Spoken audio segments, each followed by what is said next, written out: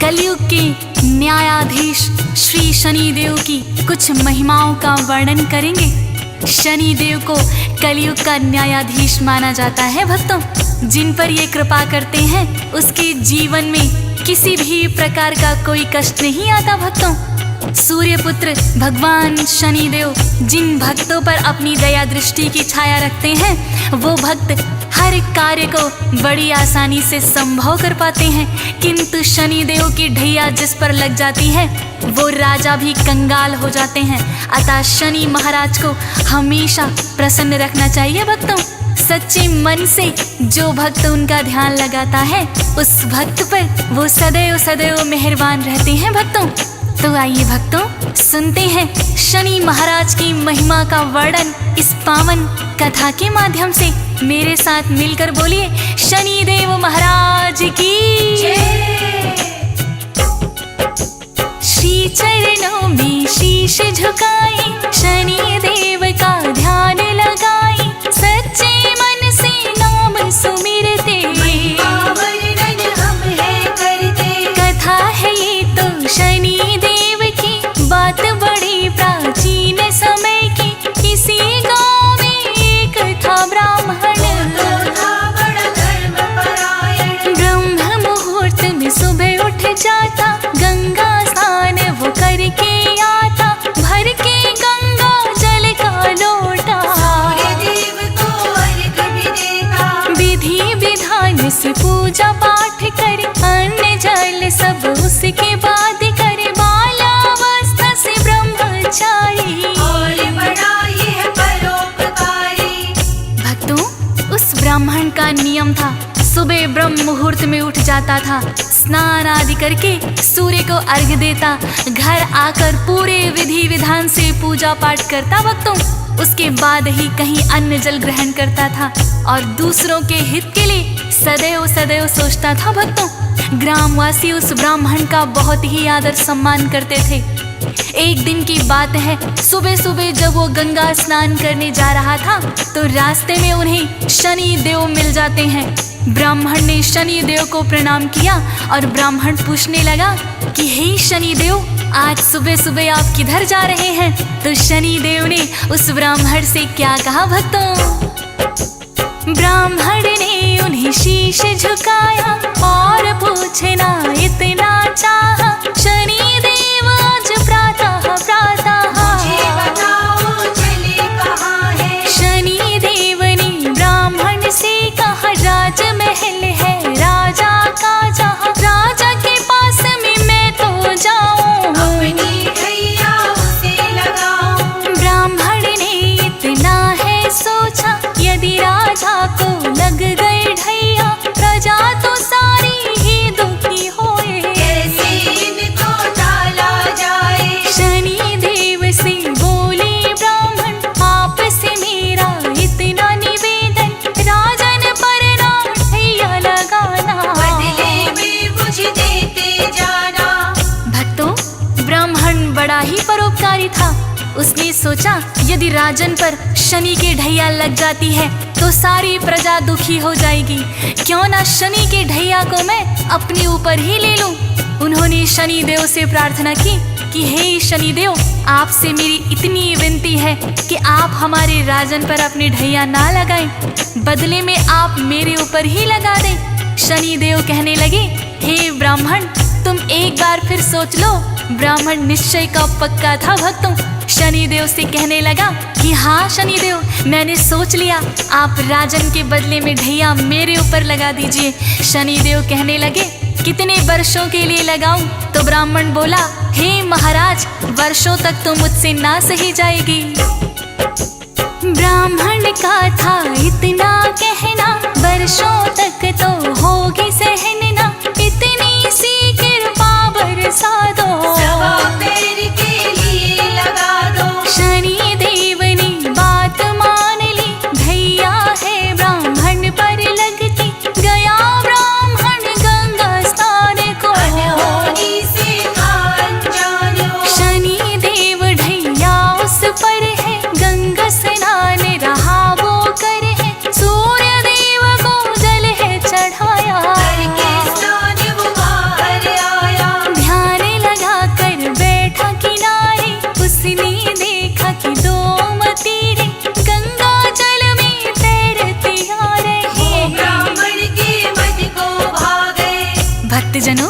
जब ब्राह्मण गंगा स्नान करके सूर्य को अर्घ देकर बाहर निकला तो गंगा के किनारे ध्यान लगाकर बैठ गया। उसी समय देखा कि 2 मतीरे पानी में तैरते हुए आ रहे हैं। ब्राह्मण ने सोचा पूजा पाठ के बाद आज इन्हीं मतीरों को मैं खाऊंगा। 1.25 पहर तक जब तक शनि की ढैया है मैं ईश्वर का ध्यान करूंगा। और ब्राह्मण ने वो मतीरे निकालकर अपने घुटनों के नीचे रख लिए और ईश्वर के ध्यान में बैठ गया। भक्तों, इधर से एक राहगीर गुजर रहा था। उसने देखा ब्राह्मण अपने दोनों घुटनों के नीचे नरमुंड दबाए हुए हैं। पास आकर देखा तो वो दोनों राजा के पुत्रों के शीश थे। भक्तों, नगर में जाकर उसने सबको बता दिया कि एक ब्राह्मण ने राजा के दोनों बेटों के शीश काट दिए हैं और उसे घुटनों के नीचे दबाकर बैठा हुआ है। ज्यों ही राजा तक ये खबर पहुंची, राजा विलाप करता हुआ आया। भक्तों, और उसने सैनिकों को आदेश दिया कि ब्राह्मण को तुरंत पकड़ कर लाओ और सूली पर चढ़ा दो। बात नगर में फैल गई है, राजकुमारों की हत्या हुई है। राजा मंत्री को बुलवा कर उसे पकड़ कर, दोनों प्रिय मेरे राजकुमार हैं। ब्राह्मण ने दिया शीश उतारे हैं, सुनकर मुझको हुआ कष्ट है। ब्राह्मण तो बड़ा दुष्ट है, शीघ्र ही उसे पकड़ कर लाओ और आते ही सूली चढ़ाओ। सजा दो ऐसी न जाए भूली, चौराहे पर टांगो सूली। ज्यों ही सैनिक वहाँ पे आए, ब्राह्मण बैठा ध्यान लगाए। राजकुमारों के जो शीश थे ब्राह्मण के घुटनों के नीचे। भक्तजनों, जब सैनिक वहाँ पर आए तो देखा वास्तव में ही ब्राह्मण ने अपने घुटनों के नीचे राजकुमारों के शीश दबा रखे थे। ब्राह्मण को सैनिकों ने उठाया। ज्यों ही ब्राह्मण ने आंखें खोली, देखा कि वास्तव में मतीरों की जगह राजकुमारों के शीश हैं। भक्तों, अब ब्राह्मण को समझ में आ गया शनि देव की ढैया ने अपना असर दिखा दिया। सैनिक उसे पकड़ कर ले गए। राजा ने कहा, इस ब्राह्मण ने मेरे निर्दोष राजकुमारों की हत्या की है, इसे तुरंत ही सूली चढ़ा दो। ब्राह्मण को चौराहे पर लाकर जैसे ही सूली लटकाने लगे, सूली टूट गई। भक्तों, फिर राजा ने तांबे की सूली बनवाई और ब्राह्मण को सूली चढ़ाने लगे तो वो भी टूटकर गिर गई। भक्तों, इसी तरह राजा ने चांदी की सूली बनवाई, वो भी टूटकर गिर गई। भक्तों, तो सोने की सूली बनवाने का आदेश दिया राजा ने। तब तक 1.25 पहर बीत चुका था। भक्तों, शनि देव की ढैया जो थी 1.25 पहर के लिए तो वो थी, सूली ब्राह्मण चढ़ ना पाए, पहले टूटी जाए। अनेक धातुओं से बनवाई पर कोई भी टिक नहीं पाई। राजा ने आदेश दिया था, अब तक नहीं हुआ था। सोचे मंत्री हो रहा क्या है, आज तलक जो नहीं हुआ है। ब्राह्मण है या कोई तांत्रिक, टूटी सूली सारी अब तक। जो राजा को पता लगेगा हमको मृत्यु दंड मिलेगा। 1.25 पहर तब तक बीता है, ब्राह्मण सूली नहीं चढ़ा है। भक्तों, सैनिकों ने ब्राह्मण को सूली चढ़ाना चाहा, किंतु जिस धातु की सूली पर भी चढ़ाते वो टूट जाती। भक्तों, लोहे की टूटी तो तांबे की बनवाई, तांबे की टूटी तो चांदी की बनवाई, चांदी की टूटी तो सोने की सूली बनवा कर लाए। भक्तों, इसी क्रम में 1.25 प्रहर बीत गया। भक्तों, तभी दोनों राजकुमार खेलते खेलते राजा के पास आ जाते हैं। रानी उनको देखकर बड़ी ही हर्षित हुई। फिर रानी ने राजा से कहा कि हे महाराज, अभी तक तो सैनिक ब्राह्मण को सूली पर चढ़ा चुके होंगे, हो सकता है ना भी चढ़ाया हो। आप जल्दी से जाइए और उन्हें रोकिए, वरना हमें ब्रह्म हत्या का पाप लग जाएगा। राजा तुरंत ही वहां आए और कहने लगे, सैनिकों, ये ब्राह्मण निर्दोष है, इसको इसको छोड़ दो। फिर राजा ने ब्राह्मण से विनम्र विनती करके क्षमा याचना की तो ब्राह्मण देव ने कहा, राजन, इसमें आपका कोई दोष नहीं है। 1.25 प्रहर के लिए मुझ पर शनि की ढैया थी जो मैंने जानबूझकर लगवाई थी। राजा पूछने लगे, आपने जानबूझकर क्यों लगवाई? तब ब्राह्मण ने सारा वृतांत राजा को बता दिया। भक्तों, राजा ने सोचा ये ब्राह्मण कितना परोपकारी है और मैंने इसे सूली पर चढ़ाने का आदेश दे दिया था। राजा को बड़ा ही पश्चाताप हुआ। राजा फिर ब्राह्मण से क्षमा प्रार्थना करके पूछने लगा, हे ब्राह्मण देव, यदि शनि की ढैया लग जाए तो उसे किस प्रकार से उतारा जा सकता है? तब ब्राह्मण राजा से कहने लगा, जो शनि की ढैया लग जाए सोना चांदी उसे चढ़ाए, तांबा या लोहा कर अर्पण शनि देव होते हैं प्रसन्न। यदि ये संभव ना हो पाए, काले तिल और तेल चढ़ाए, काले उड़द हैं जो भी चढ़ाते, ढैया उन पर नहीं लगाते। या फिर आस पास हो पीपल, नित्य नियम से उसको दीजिए, प्रार्थना शनि देव से करना, हम पर प्रसन्न आप सदा रहना। ब्राह्मण से राजन ने जाना, अपने मन ही मन है ठाना, मैं भी इनकी करूँ आराधना, ताकि दुख से हो न सामना। भक्तजनों, इस प्रकार उस दिन के बाद वो राजा भी शनि भक्त हो गए और नित्य नियम से शनि महाराज की पूजा करने लगे। ब्राह्मण को उन्होंने आदर सहित विदा किया। भक्तों, ब्राह्मण ने शनि देव की ढैया अपने ऊपर ले ली थी, उसका भी धन्यवाद किया। भक्तों, शनि देव की वक्र दृष्टि से तो देवता भी नहीं बच पाते, फिर इंसान तो क्या है। इसी तरह की एक और कहानी है भक्तों।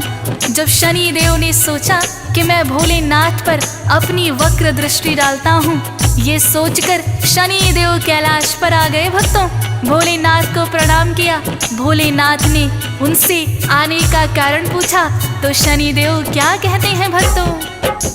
सुन लो हे भोले भंडारी, इतनी सी इच्छा है हमारी, मेरी दृष्टि जो है वह एक बार आजमाओ आप पर। बात है मात्र 1.25 प्रहर की, डालूंगा अपनी वक्र दृष्टि, हे भोले तुम इसे संभालो, बचने का कोई यत्न बना लो। सुन कर के भोले मुस्काए, मुझ पर ना कुछ असर दिखाए, अपना मन तुम भी बहला लो, अपनी वक्र दृष्टि डालो। भोलेनाथ ने आज्ञा दे दी, डाली शनि ने वक्र दृष्टि, भोलेनाथ को समझ न आया, उन्होंने इससे बचना चाहा।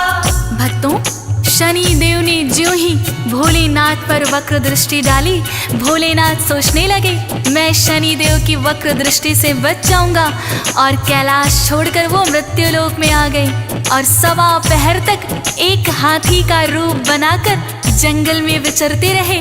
भोलेनाथ सोच रहे थे, भक्तों, शनि देव की वक्र दृष्टि मुझे पहचान ही नहीं पाएगी, और 1.25 प्रहर तक मृत्युलोक में हाथी बनकर विचरते रहे। जैसे ही 1.25 प्रहर पूरा हुआ, भोलेनाथ ने सोचा शनि देव की वक्र दृष्टि का मुझ पर कोई असर ना हुआ, अब तो 1.25 प्रहर बीत चुका है, मैं वापस कैलाश पर चलता हूँ। भोलेनाथ हाथी की योनि छोड़कर कैलाश पर लौट आए। भक्तों, कैलाश पर आकर देखा शनि देव वहीं बैठे हुए हैं और भोलेनाथ की प्रतीक्षा कर रहे हैं। भोलेनाथ शनि देव से कहने लगे, भक्तों, शनि तुम्हारी वक्र दृष्टि मेरा बिगाड़ न पाई कुछ भी, 1.25 प्रहर अब बीत गया है, मुझे देखो कुछ ना भी हुआ है। सुन कर के शनि लगे मुस्कानी, माने आप चाहे ना माने, समझ आपकी नहीं है आया, वक्र दृष्टि ने असर दिखाया। भोलेनाथ ने फिर ये पूछा, वक्र दृष्टि से असर हुआ क्या? वक्र दृष्टि तो हुई निष्फल है, देखो बैठे हम सकुशल हैं। शनि देव ने फिर है बताया, वक्र दृष्टि ने असर दिखा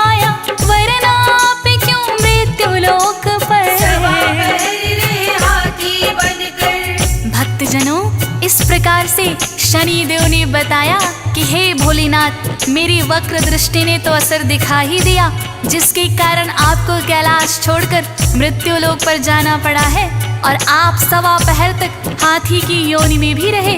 यही मेरी वक्र दृष्टि का असर था। तब भगवान भोलेनाथ ने माना कि हाँ शनिदेव, आपकी वक्र दृष्टि से तो कोई भी नहीं बच सकता, और भोलेनाथ ने शनिदेव को गले लगा लिया भक्तों। तो इस प्रकार से भक्तों, देवतागण भी शनिदेव की वक्र दृष्टि से नहीं बच पाते हैं। इसीलिए भक्तों का कर्तव्य बनता है कि शनिदेव को हमेशा प्रसन्न रखें और विधि पूर्वक उनकी पूजा करें।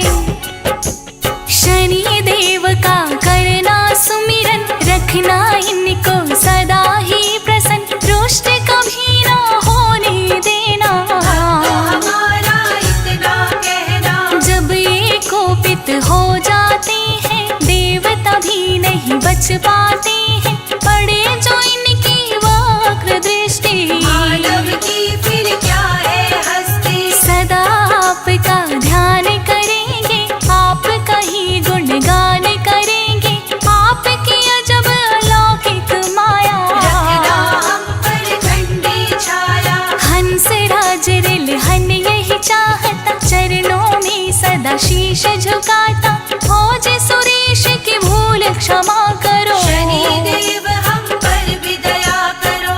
तो भक्तों, हम सभी को सदैव ये प्रयास करना चाहिए कि शनिदेव हमेशा हम सभी से प्रसन्न रहे और ऐसा कोई कार्य हमसे ना हो कि शनिदेव की वक्र दृष्टि हम पर पड़े। तो आइए भक्तों, सच्ची श्रद्धा के साथ भगवान शनिदेव का ध्यान करते हैं और मेरे साथ बोलते हैं, शनिदेव महाराज की, शनिदेव महाराज